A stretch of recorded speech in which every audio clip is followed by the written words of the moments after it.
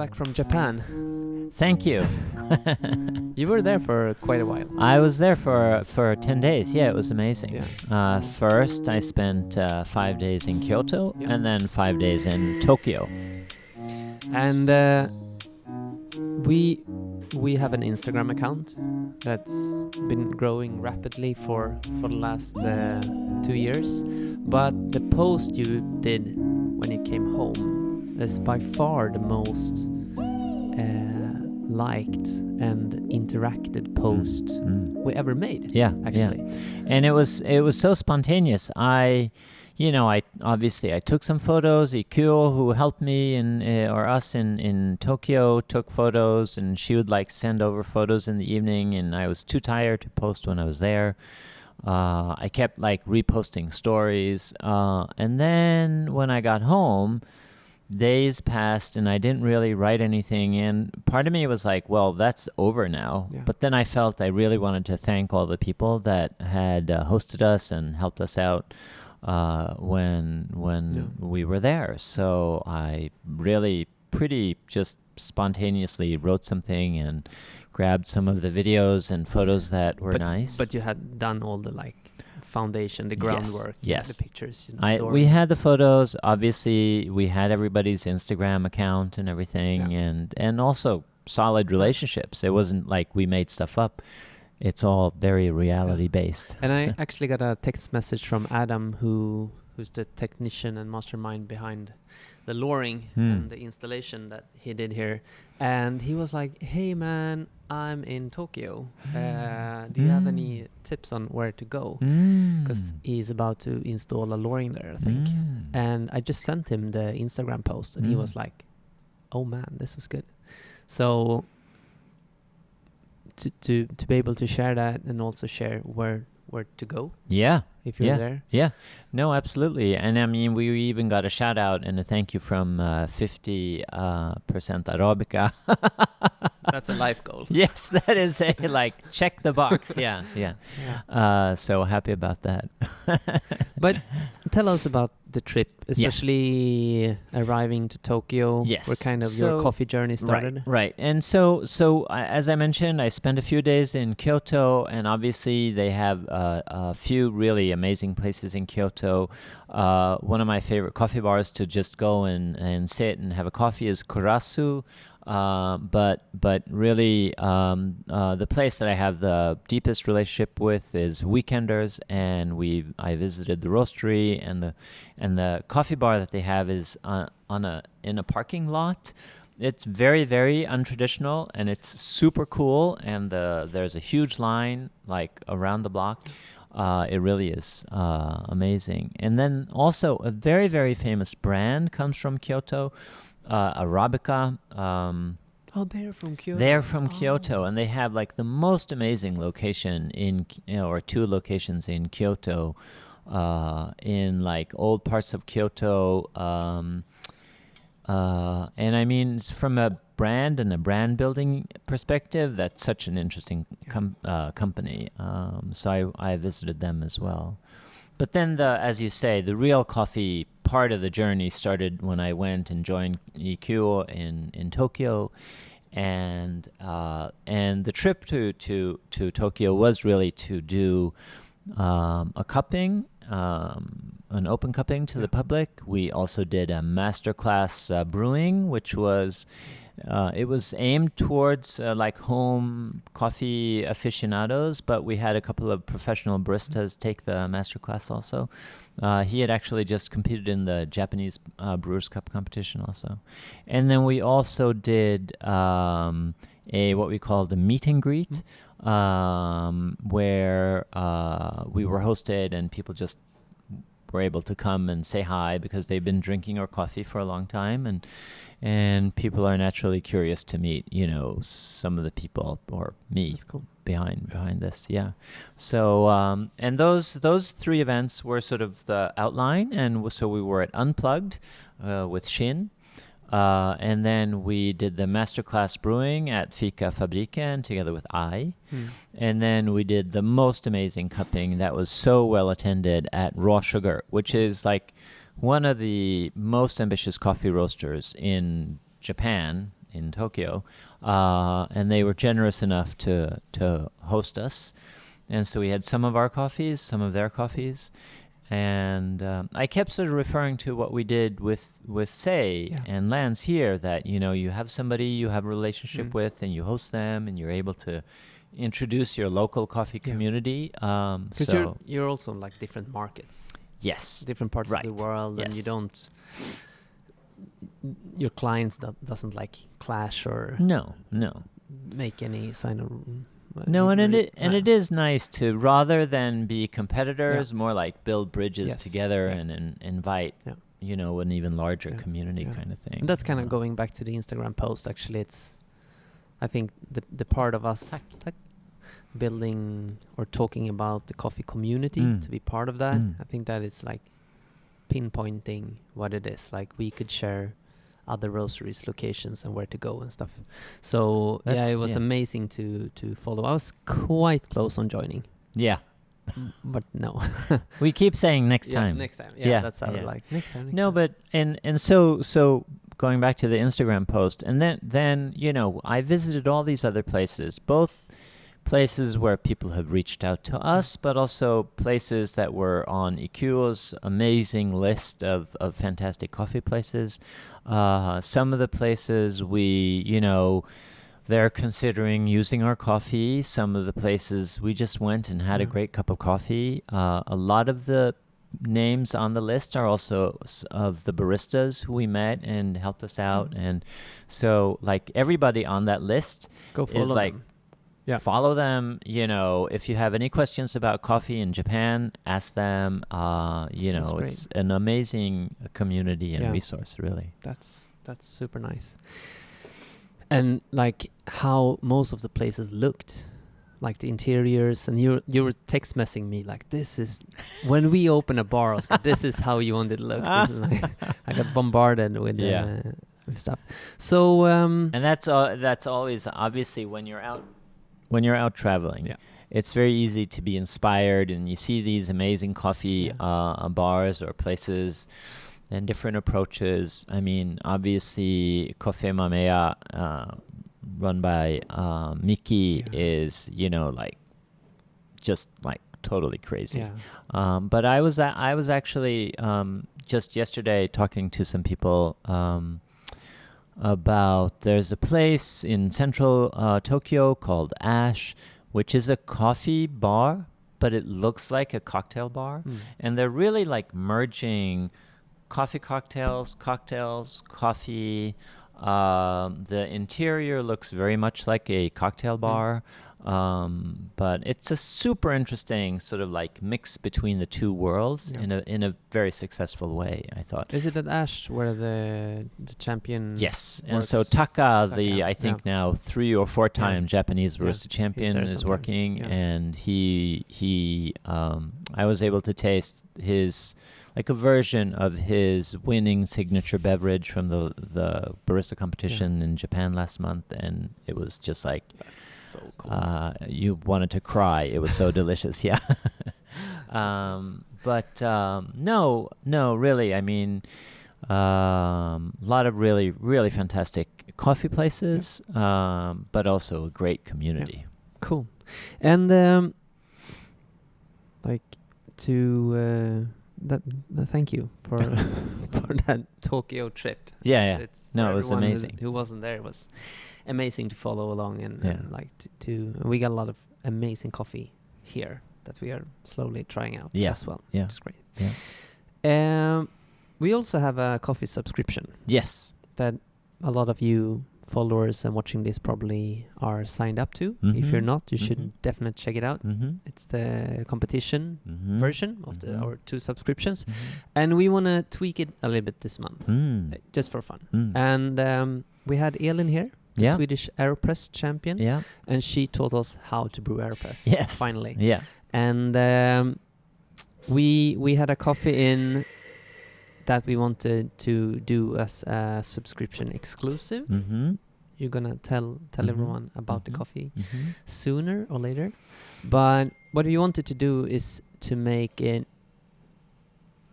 tweak it, so it works perfectly for her AeroPress recipe. Yes. So it's not only a subscription exclusive, it's an AeroPress exclusive. Yeah. So bring out your AeroPresses or pick one up wherever you live in the world. No, it's true. I mean, so she taught us so much. We learned so much from Elin. It was so great to have her here, and the event we did at AB Café was super successful. And I mean, obviously, so part of our QC day to day is we cup everything, we brew it as V60. We're pulling shots, espresso shots, but now we're also really introducing AeroPress into part of our QC, and we've been experimenting wildly with recipes and going between Elin's recipe, but also going to the more Lance at Say, his version of the AeroPress brewing, and so we're not only going to release this competition style coffee for the competition subscription, but we're going to, I think, also talk a little bit more about the recipes that we recommend. Yep. And it can be like, this is the baseline recipe, or it can be specifically like, this is our AeroPress recommendation for this coffee. And her recipe, it hasn't got a name yet, like the double bloom recipe that we will use for V60, but it's in comparison to that, it's advanced but still kind of easy to start off with. Yeah. There's some things that can considered like cutting edge, like working with 81 or 280 degrees water. Right. For brewing, and then it's inverted, and there's a few spots you can always geek out further, like dig yourself down into the AeroPress rabbit hole. But it's not super simple either. Right. You need to challenge yourself a bit and be in control of stuff with times and if you haven't seen the podcast episode that we did with her and the AeroPress recipe that we have on Instagram, you should. But we will bombard the online store, e-commerce store, with more like AeroPress focused recipes and stuff. Yeah. But I would like to share the coffee. So we've had this coffee in and are super happy to release. It's Agua Tibia is the farm. It's from Guatemala, and it's a washed geisha. Very slight fermentation, and then a washed geisha, and it's just like super floral and clean and sparkling acidity, and it's such a nice like iteration of high quality geisha from this part of Guatemala. And I find that like when we brew it as a V60, it's like spot on, just what we're looking for. When we've brewed it AeroPress, and we want to give a shout out to Veronica, who's like our in-house AeroPress champion.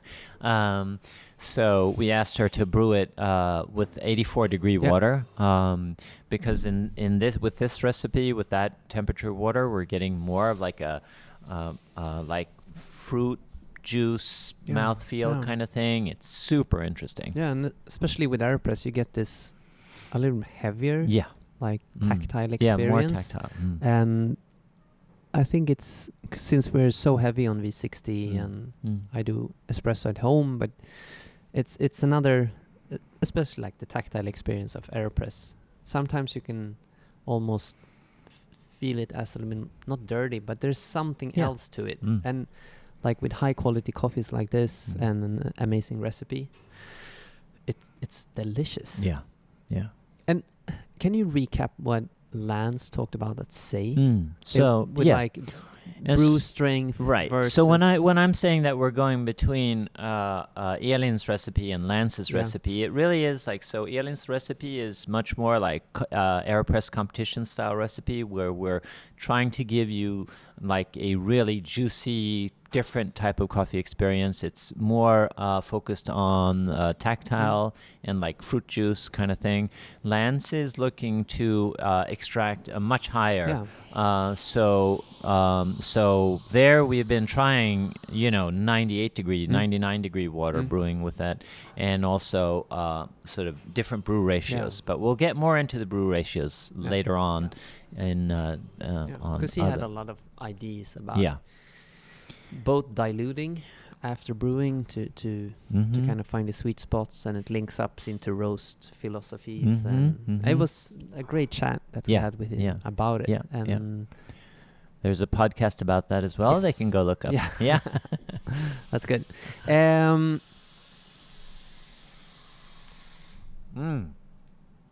We have Standout. Yeah. So one of the wonderful interactions we had was a great conversation.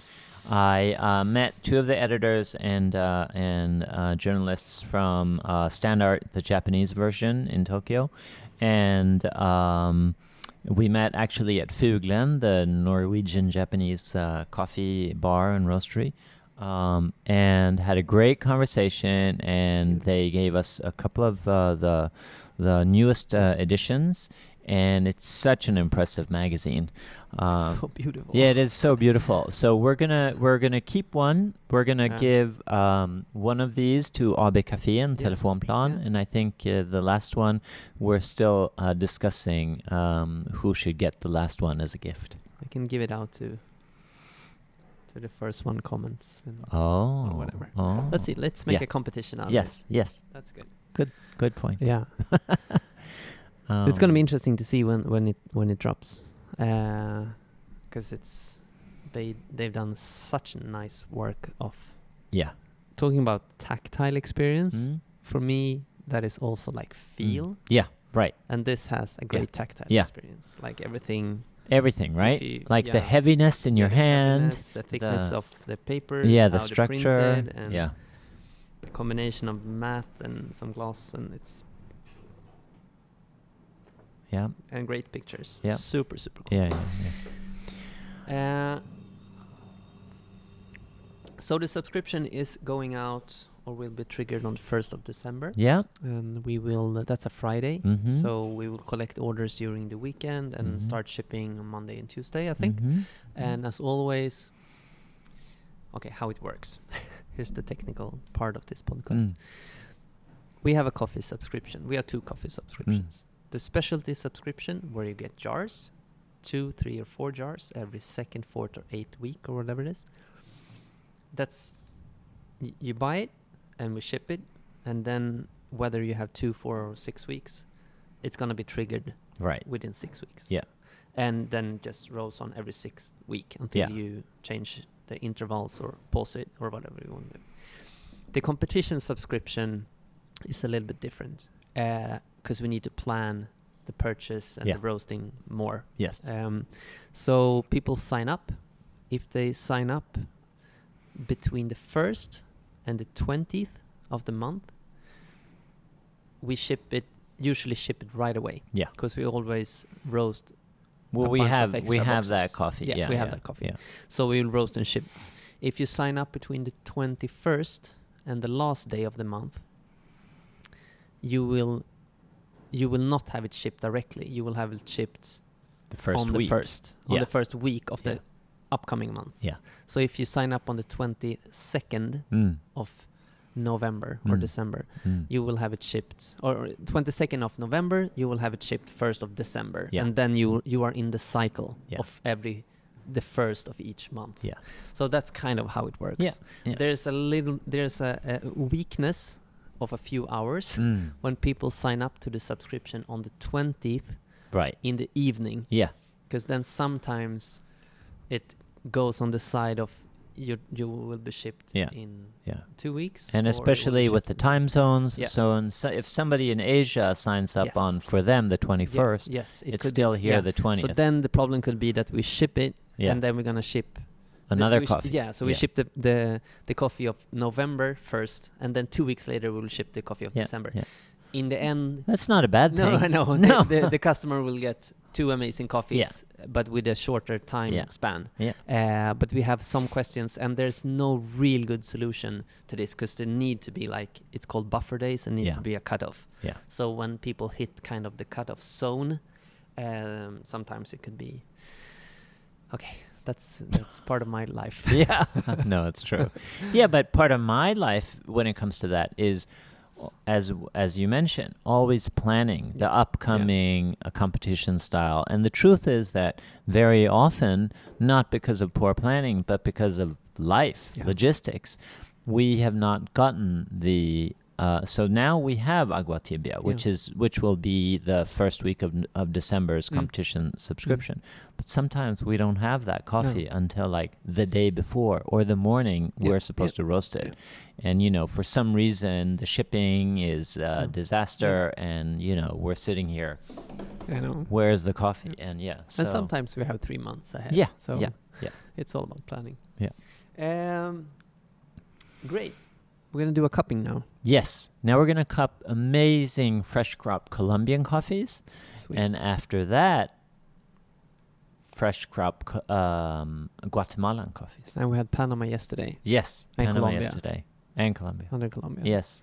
We good sample so many different coffees all the time, every day. But it's good. It's good. It's Friday. That's nice. We're going to take a two-day break. Come back on Monday. Full swing. And what else? We are closing in on 1,000 subscribers on YouTube, which is cool. Because then you get to the next level of like stuff happening. Yeah. But we're also on Spotify. Oh, right. Yes. Right. So the last episode that I did with Dylan is now on Spotify. That's considered as Standout Coffee Podcast number 1. And this will be number 2, something like that. I On don't know Spotify. on Spotify. Yeah. On YouTube, it's a little bit vague where we are. I think we're on like 30 episodes or something. But now it's like a new start on Spotify, and I think because they finally made it easier to upload. Yeah, it was kind of a struggle before, or like the last time I checked. So now it was super easy, and it's up there. And if you want, follow us. Just search for Standout Coffee or Coffee Podcast, whatever. Hopefully it pops up. And it feels kind of professional. YouTube is one thing. Yeah. But to be like... Spotify is cool. It's pretty serious. Yeah, it's pretty serious. Yeah. And it looks like the quality, the videos there. And it's... If you're not on YouTube Premium, it's kind of nice to be able to close your phone and have the podcast running in the background. Because that's kind of the thing you pay for on Spotify. And if you don't pay it on YouTube, you only get like all the advertising and stuff. But if you pay for premium on YouTube, you don't have any advertising, but you can also turn off the phone and keep listening. Yes, and that's kind of the big thing, which not that many people have experienced, because YouTube has a lot of good content that you can listen to. So if you want to try that out for a month, otherwise head over to Spotify and follow us there.